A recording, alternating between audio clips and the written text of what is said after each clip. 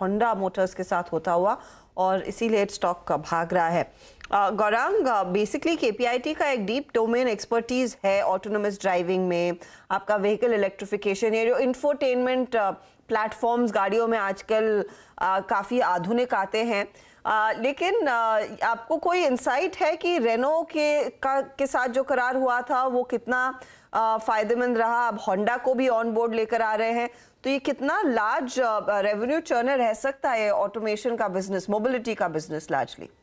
तो अर्शिदा, रेनो के साथ जो हुआ था उसके ऊपर तो बारीकियां जो है मुझे पता नहीं है, लेकिन बुनियादी तौर के आधार पर केपीआईटी टेक और इसी क्षेत्र से कामकाज करती हुई कंपनी टाटा एलेक्साई, ये दोनों पर बुनियादी दर के आधार पर खरीदारी की राय है। और जो इंफोटेनमेंट की आप बात कर रहे थे, मेरे ख्याल से जो ऑटो एक्सपो हुआ था दिल्ली में जनवरी के आसपास, वहां पर भी अगर आप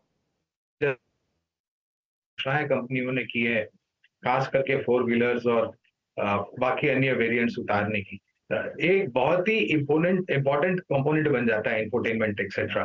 तो हमें लग रहा है कि, और हमारा लक्ष्य जो केपीआईटी टेक पर है वो करीबन 940 से लेकर के 980 तक का है, और टाटा एलेक्साई पर मेरे ख्याल से करीबन 7,500 से 8,000 तक का लक्ष्य है हमारा। ये मैं लंबी अवधि की बात कर रहा हूँ।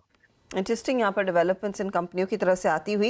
लेकिन कल का जो बड़ा एक्सीडेंट था वो था कोफोर्ज, और कोफोर्ज की तरफ से बयान आ रहा है कि एक्सपोजर, खासतौर से जो यूएस रीजनल बैंकिंग क्लाइंट्स का एक्सपोजर है वो बहुत ही कम है।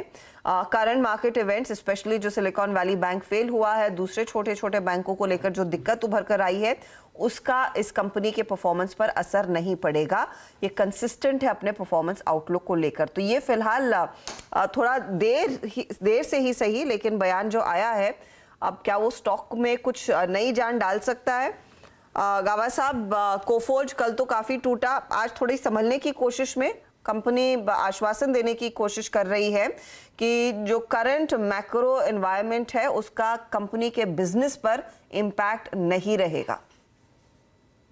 मैं कहूंगा कि अब भी कन्विक्शन नहीं है बाय करने के लिए।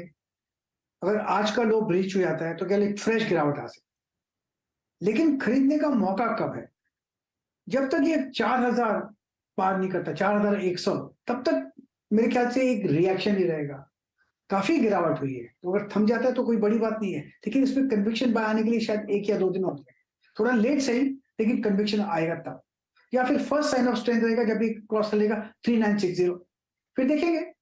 तब तक तो आई डाउट दिस अपनी। तो ठीक है, 2 लेवल्स ध्यान में रखने हैं। पहला तो 3960, तब सोचना शुरू कर सकते हैं कि शायद रिवर्सल आ रहा है, लेकिन रिवर्सल का कॉन्फर्मेशन तभी आएगा जब ये 4,000 4,100 के पार जाएगा। तब तक ये अभी भी वीकर ट्रैजेक्टरी में है। बहुत ही माइल्ड अपटिक देखने को मिला है स्टॉक में इस बयान के बाद। चलिए, नीलेश जैन हमारे साथ अब जुड़ गए। नीलेश, आफ्टरनून, कई स्टॉक्स की हम चर्चा कर रहे थे, आपने कुछ नया आइडेंटिफाई किया है इस समय ट्रेड के लिए?